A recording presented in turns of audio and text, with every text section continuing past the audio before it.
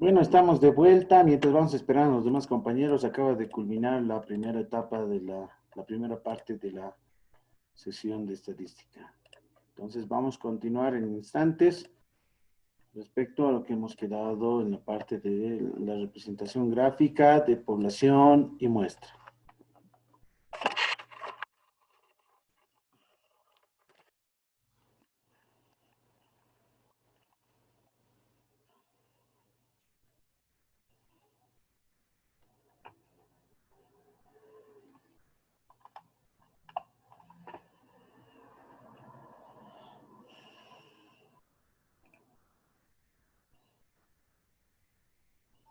Bien, mientras tanto voy a ir compartiendo la pantalla donde hemos quedado para proseguir, en este caso, con respecto a la unidad número 1. Veamos. Hemos quedado en esta parte. He dado los ejemplos con respecto a lo que es variable y lo que es el dato. El dato es simplemente un valor numérico y la variable, por ejemplo, en esta es la cantidad de miembros de una determinada familia. El dato es que existen 54. En este conjunto, por ejemplo, la variable es calificaciones, vale decir notas o puntuaciones, y el dato es de 43. Bien, mientras vamos admitiendo a los demás compañeros para que vayan ingresando. Entonces aquí muestro una representación gráfica, ¿sí? De un ejemplo de una determinada población, que es justamente la cantidad, en este caso se lo define la población como aquel total de unidades de análisis. Las unidades de análisis son para nosotros los sujetos que van a ser investigados, son los sujetos a los que vamos a aplicar los instrumentos, como por ejemplo el cuestionario, una guía de encuesta, un test, puede ser una entrevista, en este caso una guía de entrevista semiestructurada, una lista de chequeo, posiblemente una lista de cotejos, etcétera, ¿no? Entonces, en esa población a veces lo que ocurre es que puede existir una cantidad muy grande, ¿sí? Y cuando la población es muy grande, es requerible, es necesario determinar una muestra. Y esta muestra, ¿cómo debe ser? Debe ser significativa, tiene que ser representativa. Vale decir que debe de existir las mismas características de la población. Supongamos que aquí voy a determinar, por ejemplo, un conjunto de parámetros. Los parámetros, no los olvidemos, son, por ejemplo, la media poblacional, la varianza poblacional, la desviación típica estándar poblacional. Y en esta otra, de la misma forma, se puede calcular algunos parámetros, pero se los conoce como estadísticos, ¿no? O estadigrafos. En este caso, por ejemplo, el promedio muestral, la varianza muestral, la desviación típica muestral, etcétera. Entonces, los datos tienen que ser, en algún caso van a ser iguales, y en otros casos casi similares, ¿no? No debe existir una amplia diferencia. En ese sentido se lo conoce a este conjunto, en este caso, muestra como un subgrupo, un subconjunto, una parte de la población y que es representativa porque tienen las mismas características. Bien, vamos admitiendo a los demás compañeros. Ahí está. Por ejemplo, aquí dentro de las unidades de análisis son trabajadores de la empresa de comunicación, ¿no? De una determinada. Una muestra de cuántos, 60 trabajadores de la empresa. Las variables que se pueden indagar en esta parte son sexo, edad, salario, número de horas de trabajo, ¿sí?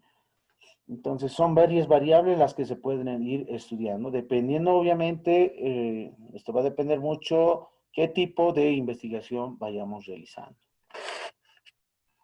Bien, vamos bajando un poco más. Entonces, hablamos de variables, ¿no es cierto? Si en una determinada población o en una determinada muestra existen variables, existen las variables cuantitativas y las variables cualitativas, que son estas, ¿no? Las variables cuantitativas se dividen en dos, discretas y continuas. ¿Qué es una variable discreta? Son aquellas variables que en este caso toman resultados, en este caso toman valores enteros, ¿no? Al decir discreta, que estamos pensando justamente en los números enteros positivos. Por ejemplo, el 1, 2, 3, 4, 5, 6, vale decir números naturales, ¿no? Ejemplo, el número de estudiantes de un determinado colegio, esa es una variable discreta, número de estudiantes. Número de hijos por familia, también es otra variable discreta, ¿no? ¿Por qué es una variable discreta? Por ejemplo, el número de estudiantes, podemos decir, de un determinado colegio, existen 1.500 estudiantes del colegio San José, por ejemplo, ¿no? Entonces, al mencionar 1.500, estoy indicando que es un dato entero, por eso se dice discreta. En este otro caso, las variables continuas son variables, por ejemplo, que adoptan infinitos valores, ¿no? Entre dos enteros, vale decir, que tienen punto decimal, ¿no? Por ejemplo, el peso, la talla o estatura, el nivel de colesterol, etcétera. Por ejemplo, el peso puede ser, si alguien puede hacer una investigación respecto al peso de la obesidad en estudiantes de la carrera Ciencias de la Educación. Supongamos que he indagado en un curso, el paralelo A. Entonces vengo yo con mi equipo, ¿no? Para poder pesar a cada uno de ustedes y observo que algunos pesan 35.5 kilogramos, algunos 70.2 kilogramos, tal vez algunos 90.4 kilogramos, etcétera. Entonces voy realizando el sondeo piloto mediante el peso correspondiente en kilogramos. Pero cuando yo indico el peso en kilogramos, miren, no es un número entero, si se dan de cuenta, ¿no? 45.5. Ese ya, por ejemplo, ya no es un número entero, sino es un número real, ¿no? Entonces, ¿qué es un número real? Es un dato, es un valor numérico que se encuentra entre dos números enteros. Por ejemplo, entre el 0 y el 1, ¿cuántos números reales existen? Son muchos, una infinidad en este caso, ¿no? Puede ser 0.000001, 0.5, 0.99, 0.457, etcétera, ¿no? Entonces, ahí, por ejemplo, hay un rango entre el 0 y el 1, una infinidad de números. A eso se refiere variable continua, porque trabajamos con valores reales. Dentro de las variables discretas, con números enteros, ¿no? No puedo decir que aquí existe 2.5 hijos por familia, no, sino puede decirse existen 2 o bien 3 por familia, porque son números enteros. Esos datos aquí tienen que ser enteros, aquí los datos son reales. ¿Sí? Entonces, es bien importante identificar la gran diferencia entre dato y variable. El dato es ese valor, ese número, ¿sí? Y la variable es justamente esa característica común, una propiedad. Por ejemplo, el curso de estadística tiene una propiedad, ¿no es cierto? ¿Cuál sería la propiedad? Que son estudiantes regulares inscritos del paralelo A, ¿sí? No son, o hay alguno que es del paralelo B o C o D. No, todos son del paralelo A. Y las variables pueden ser, por ejemplo, de género, masculino o femenino. Supongamos el 30% es masculino y el 70% son femeninos. ¿Sí? Otra variable, que puede ser la variable sexo, la que hemos dicho, ¿no? La edad puede ser en intervalos, ¿no? Existe una edad de, por ejemplo, existen 5 estudiantes que tienen una edad de 18 años. Existen 20 estudiantes que tienen una edad de 19 años. Existe 30 estudiantes que tienen una edad de 21 años, etcétera, ¿no? Entonces, miren, eso también es una variable que se puede identificar. Pero la edad, por ejemplo, nosotros indicamos cuántos años tienes, tienes 19, tienes 20, no puedes indicar que tienes 20.4, supongamos, ¿no? O tienes 19.3, no, sino son números enteros, ¿sí? Por ejemplo, aquí la variable sexo ya no es una variable cuantitativa, esa va a ser una variable cualitativa. Y las variables cualitativas, que son atributos, es decir, las cualidades de una determinada población, se dividen en dos, nominales y ordinales. Las nominales son aquellas, por ejemplo, sexo entre personas, raza, color de piel, etc. Las ordinales son aquellas que justamente variables cualitativas que mantienen un orden jerárquico. Por ejemplo, el nivel socioeconómico, grados de desnutrición, nivel o grado de temperatura en grados centígrados, entre otros. ¿Sí? Entonces, la variable nominal es aquella que no tiene, es decir, son variables cualitativas que no poseen ningún tipo de jerarquía, y las ordinales, por eso se dice ordinales de orden, que tienen un orden en este caso eh, jerárquico, ¿no? Bajo algún tipo de criterio. Bien, entonces aquí variables cualitativas, nada de números, variables cuantitativas, sí, números enteros y reales. Cualitativas, nominales y ordinales, ¿no? Las que son nominales, ¿no? Simplemente una ficha, por ejemplo, sexo puede ser masculino o femenino, ¿no? O sexo, en este caso, varón, mujer, ¿sí? Las personas, por ejemplo, ¿no? Pueden contener una raza, ¿no? Tal vez puede ser color de piel, ¿no? Color amarillo, blanco, negro, café, no lo sé.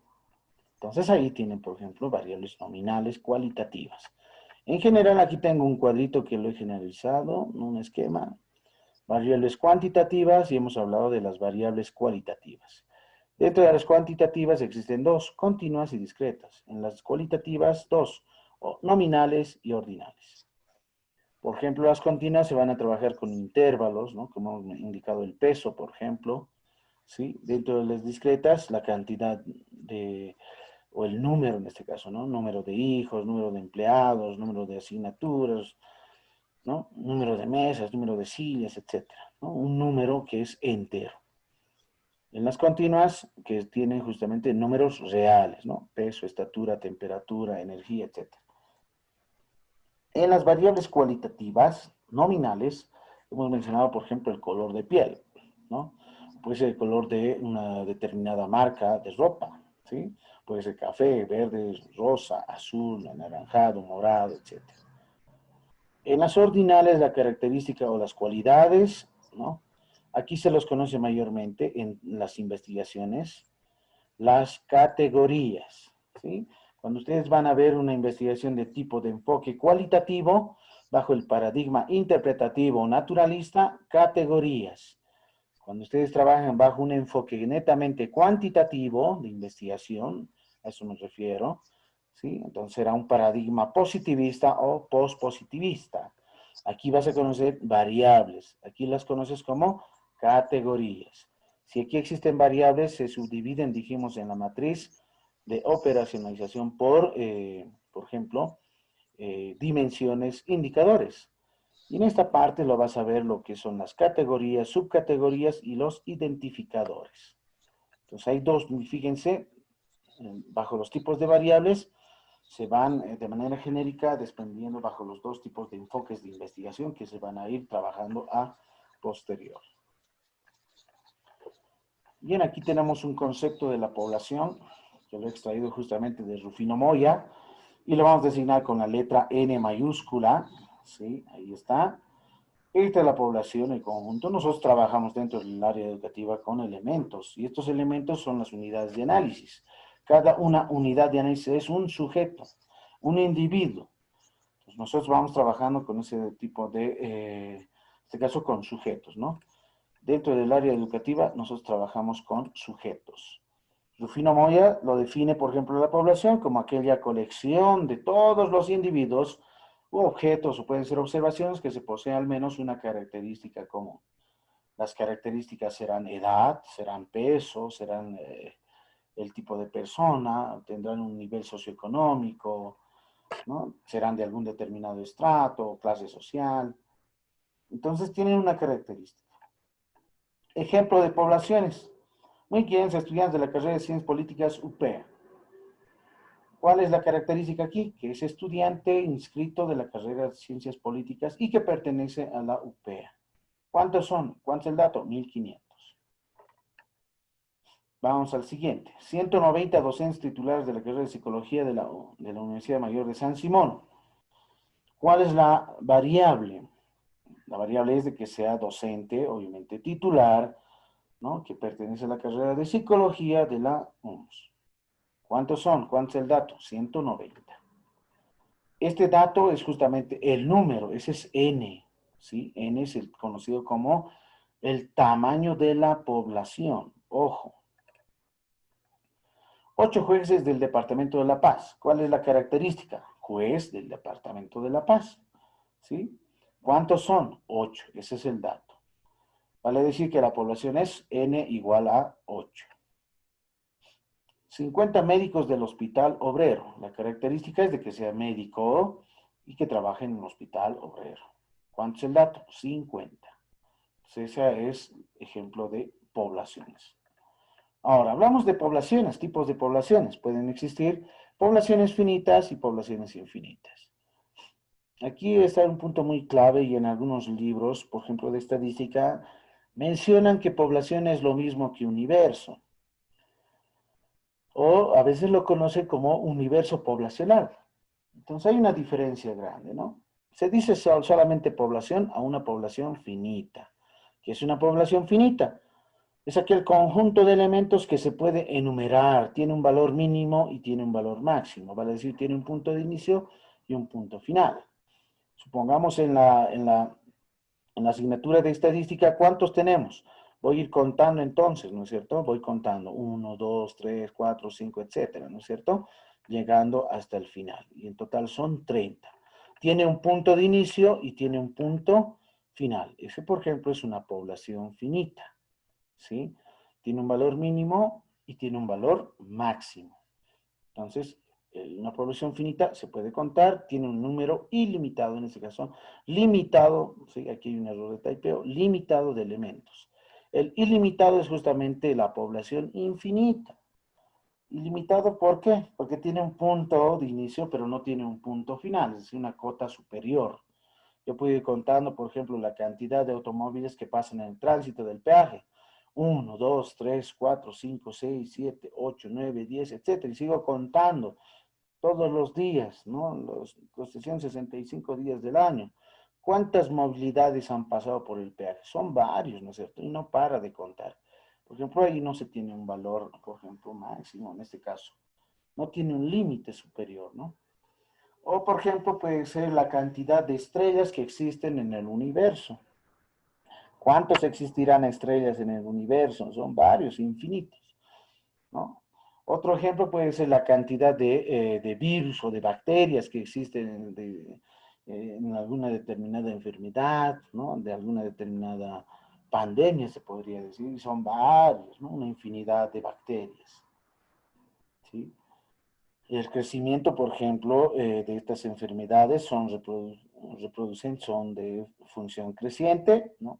No decrecen en este caso, entonces, por ejemplo, cuando uno tiene alguna cierta enfermedad dentro de su organismo, en el cuerpo humano, puede existir alguna bacteria y esta puede ir creciendo día a día, ¿no? Por ejemplo, el VIH-Sida.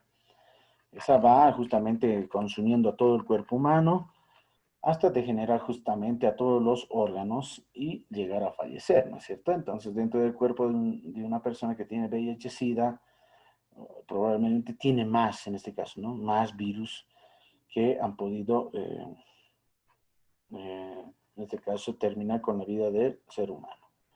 Entonces, ese, por ejemplo, es una población infinita, ¿no? No podemos contar.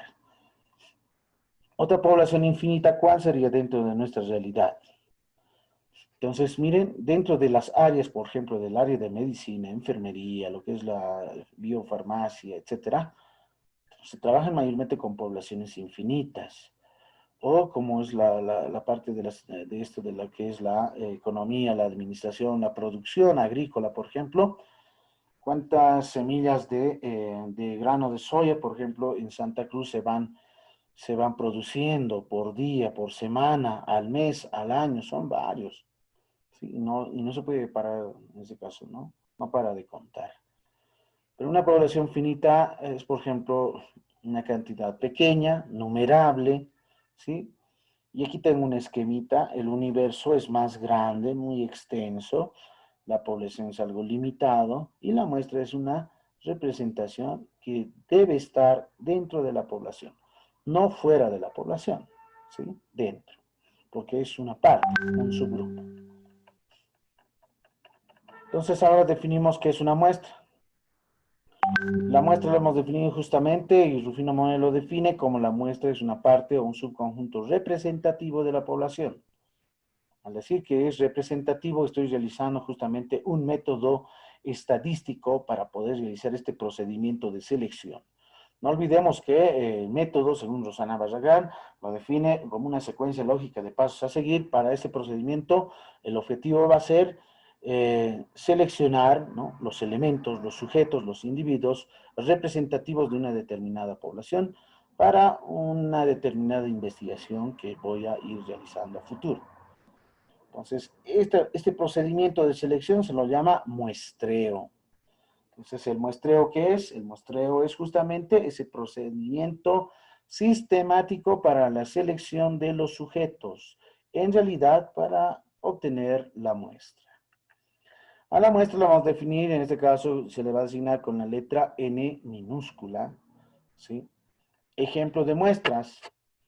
Aquí tenía ejemplos de población, ¿sí? Sí. De estas poblaciones, aquí están sus muestras. Por ejemplo, población 1.500 estudiantes de la carrera de Ciencias Políticas UPEA. Muestra, 306 estudiantes de la carrera de Ciencias Políticas UPEA, ¿no? El siguiente puede ser 127 docentes titulados de la carrera de Psicología de la UTO, 8 jueces departamentales de La Paz, 44 médicos del Hospital Obrero. Ahora, aquí hay una parte muy importante. Y esto es lo que cometen mucho los errores, ¿no? Si tú defines una determinada población, que es un dato numérico, tú tienes que extraer una muestra y esa muestra tiene un dato. Y ese dato se lo llama tamaño de la muestra. Y se lo designa, dijimos, con la letra N minúscula. Al tamaño de la población lo vamos a designar justamente con la letra mayúscula, ¿sí? Entonces, ahora voy para proseguir, dentro de la investigación es bien importante, ¿no?, obtener datos para la estadística y tienes que tomar en cuenta lo siguiente, ¿no? Dentro del área educativa de interés, el tema de investigación, ¿sí? Algunos antecedentes previos a tu investigación, posiblemente hay algunas similares a tu investigación que vas a ir realizando. ¿Cuál es el objetivo con la investigación que vas a tratar? ¿Cuál es la pregunta, en este caso, ¿no?, de investigación? Va a decir la formulación principal del problema identificado. ¿Cuáles son las posibles hipótesis, ¿no?, de investigación? Ya pueden ser alterna, nula, ¿sí? ¿Cuáles son las unidades de análisis? En realidad, ¿cuál es la población? Y las variables que vas a ir relacionando con respecto al tema de investigación. ¿Qué obtenemos? Datos. ¿Para qué? Organizar, resumir. Si voy a resumir, organizar, puedo utilizar la estadística descriptiva mediante tablas, gráficos, medidas, estadísticas. Y en el caso de poder hacer una interpretación, o bien vas a trabajar con la población o con la muestra. Va a depender mucho. Si la población es muy pequeña, no es necesario calcular la muestra. Pero si la población es muy grande, sí es necesario calcular el tamaño de la muestra y la muestra en sí. ¿Qué voy a realizar con la muestra? Hacer inferencia estadística y obtener conclusiones. Y si voy a trabajar con la población, directamente obtengo resultados y conclusiones y la información, ¿no? La estadística inferencial está netamente relacionada con la teoría de las probabilidades. Es decir, juegos al azar, a posterior, son cosas futuristas, se puede decir, que se pronostican a futuro.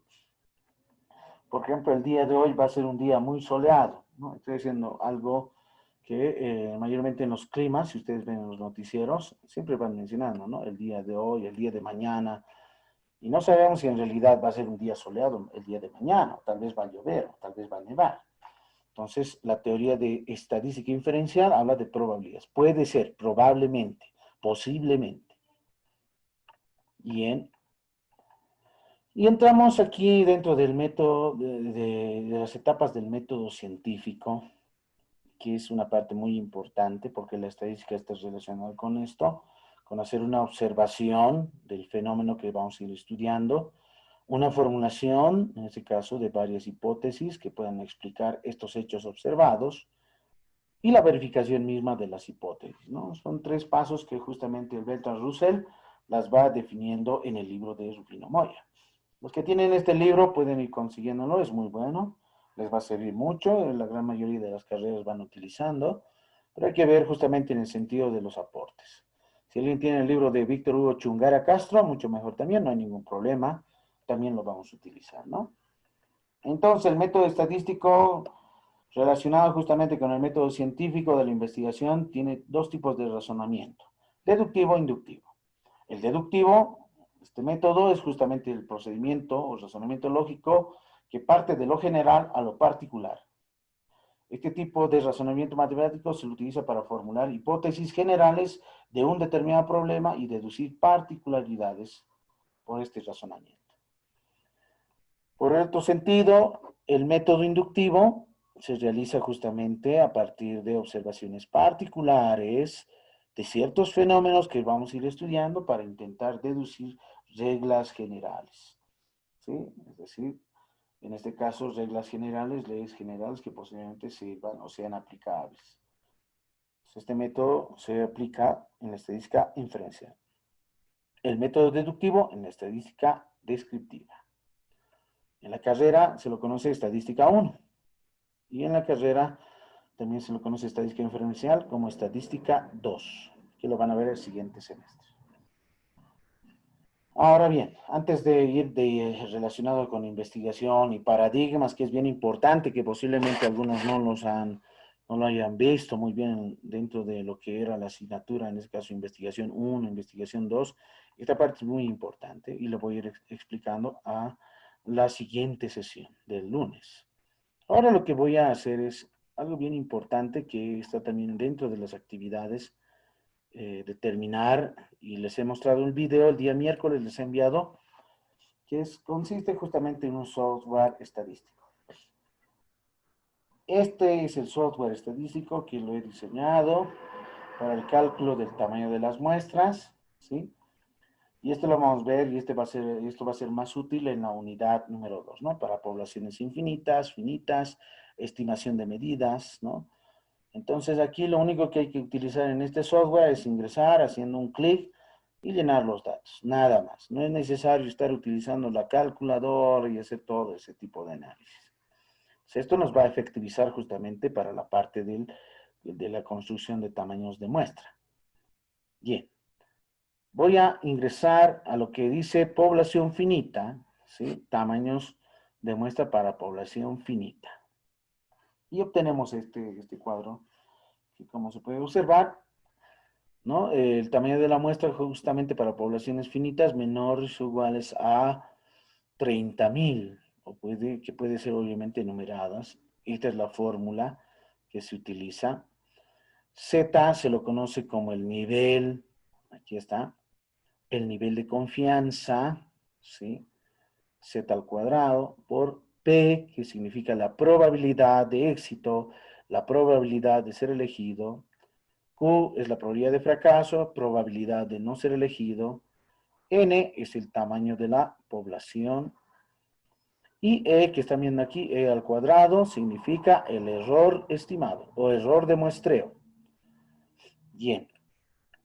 Aquí, donde están remarcados de color amarillo, es donde se tiene que insertar los datos, ¿no? Aquí le voy a colocar 0, 0, 0 y 0. ¿Ya? Bien. Entonces, vamos a ir trabajando para poder calcular tamaños de muestra. Voy a hacer un ejemplito. Aquí debajo. Ejemplos de población y muestras.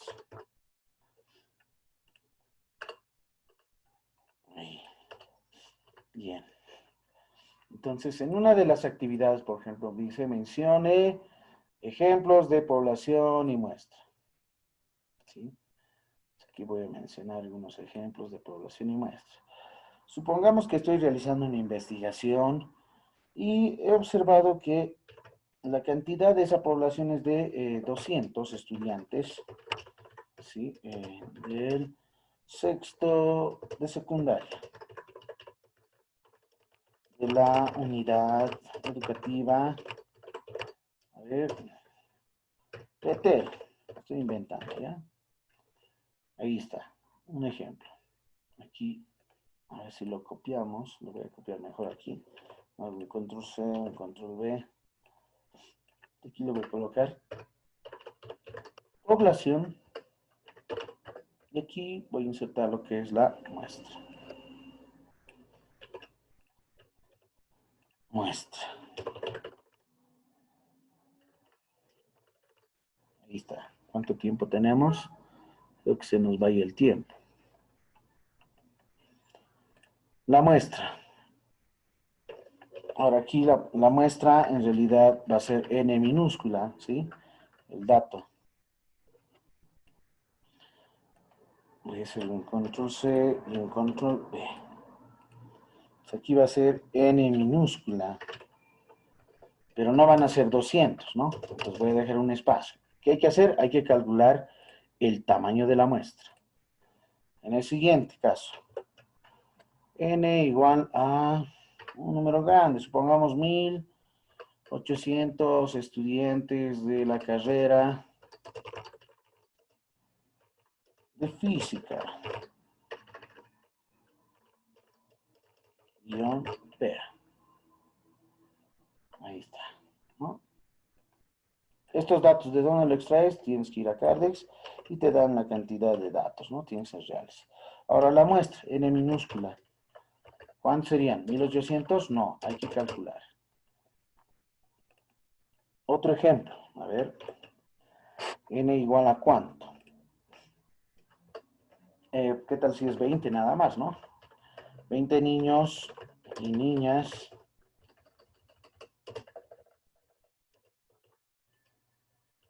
del pan manitos. El alto.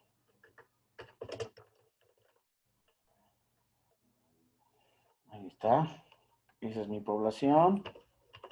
Y aquí una muestra. N minúscula. Ese es el que debemos de calcular. ¿Cuántos son en total, no? Bien, yo creo que con esos tres ejemplos ya puedo ir desarrollando. Bien. Una más si nos insertáramos aquí. Que esto va a ser más rápido.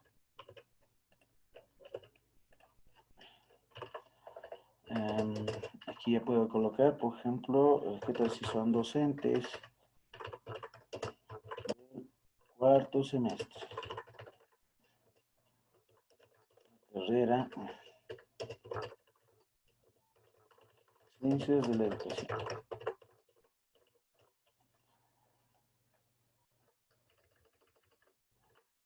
Ya. Docentes. ¿Cuánto es la muestra? Si conozco el tamaño de la población. Por ejemplo, aquí podría ser n mayúscula igual a cuánto. Como existen 5 paralelos, pasan 6 materias, 6 por 5, 30, ¿no?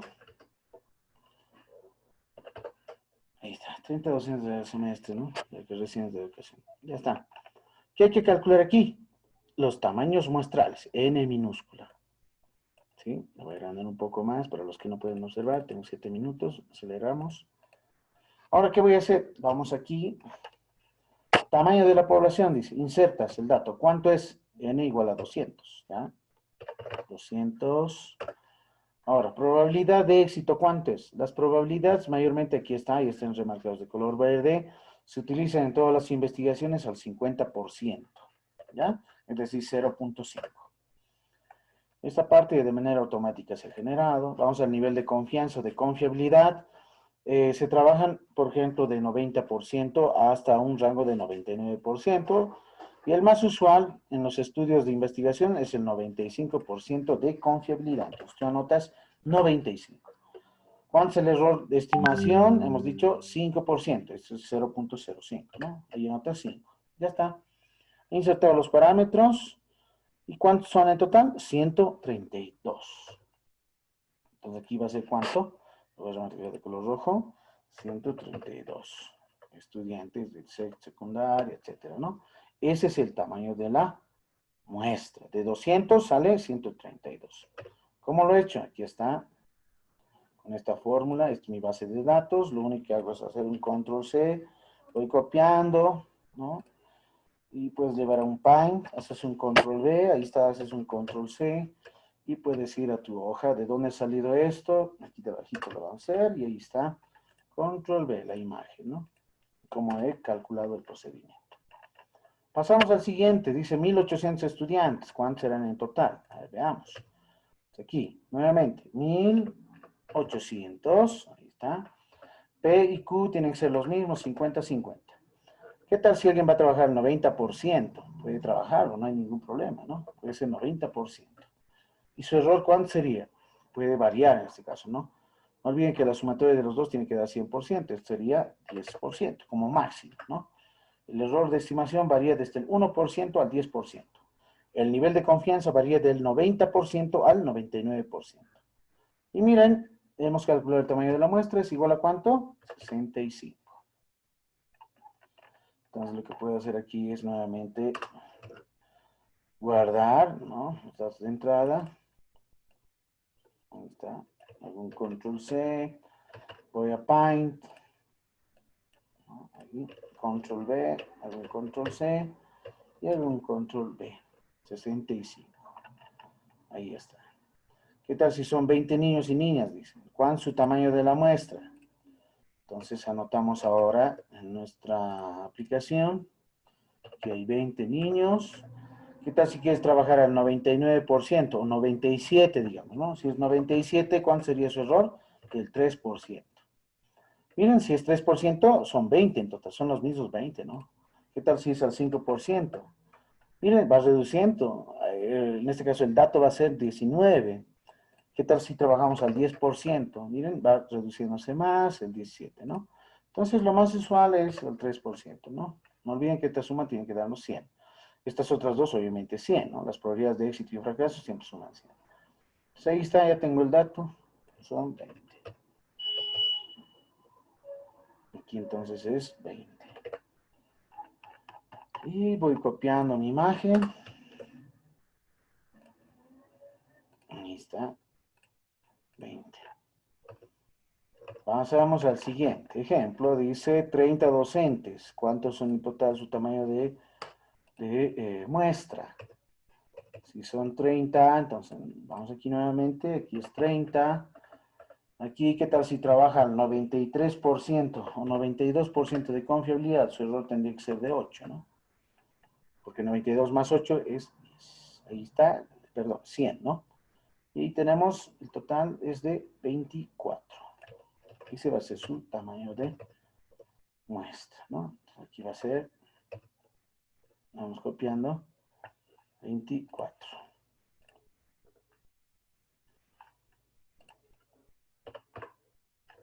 ¿Sí? Entonces de esa forma voy insertando todo, miren, los datos que estoy y los cálculos que estoy realizando, ¿no? Para cada uno de los ejemplos. Entonces, de esa forma se calcula el tamaño de la muestra. Entonces, esto es bien importante, ¿no? Ahora, si alguien se ha dado cuenta, ¿qué ha pasado? Cuando la población es muy grande, la muestra va a ir reduciéndose más, ¿no? De 1800 a 65, más pequeño, ¿no? Ahora, ¿qué tal si son las poblaciones bien pequeñas? En realidad no es necesario sacar una muestra, ¿no? Porque tómese, ¿qué dice la investigación? Si son menores a 30, tómese todos los elementos. Mayormente se realizan investigaciones cualitativas, ¿no? Porque a 20 vas a entrevistar, entrevistas en profundidad, tal vez va a ser observación participante, a 20, a 15, a 10, etcétera, ¿no? Entonces no es necesario tomar una muestra. Pero si las poblaciones son muy grandes, es necesario tomar una muestra. Miren, por ejemplo, aquí es 30, exactamente 24, ¿no? Entonces puedes tomar una muestra, ¿no? Pero si son mayores o iguales a 30, en este caso, sí es necesario tomar una muestra. ¿Está bien? Bueno, muchas gracias por su atención. Ya está terminando. Espero que les sirva muy bien. Los dos videos grabados de la primera parte, segunda parte, voy a subir a la plataforma Moodle y también voy a compartirles en el grupo de WhatsApp para que aquellos compañeros que no han podido acceder a la sesión del día de hoy. El día miércoles voy a enviar otro video tutorial, ¿sí? Para la parte de los ejercicios que se vienen con respecto a lo que es paradigma, y vamos a ver justamente esta parte, paradigmas de investigación, ¿no? Cómo realizar, por ejemplo, una temática de estudio, por qué conocer los enfoques de investigación, ¿sí? ¿Qué significa un paradigma positivista, postpositivista, sociocrítico, naturalista, ¿no? Vamos a dar algunos ejemplos. Bueno, muchas gracias por su atención. Voy dando la llamada correspondiente de la lista. Andrés Rojas, Candy Fernández, Carla, Esperanza, Celia, Gabriel Maita, Gabriel Mita, Gisela, Ayala, Glossy Lady, Heavy Judith, Jacqueline Laura, Jocelyn Castro, Jocelyn Ugarte, Karen Copa, Laura Tarki, Lady, Luis Felipe, Luis Fernando, María Elena, María Paula, Max, Mijael, Nelly, Nam, Chiquipa, Paola, Jessica, Rodrigo, Majes, Ronald, Ramírez, Sonia, Sea, Jesmy, Janel, Henry Rivera. Total,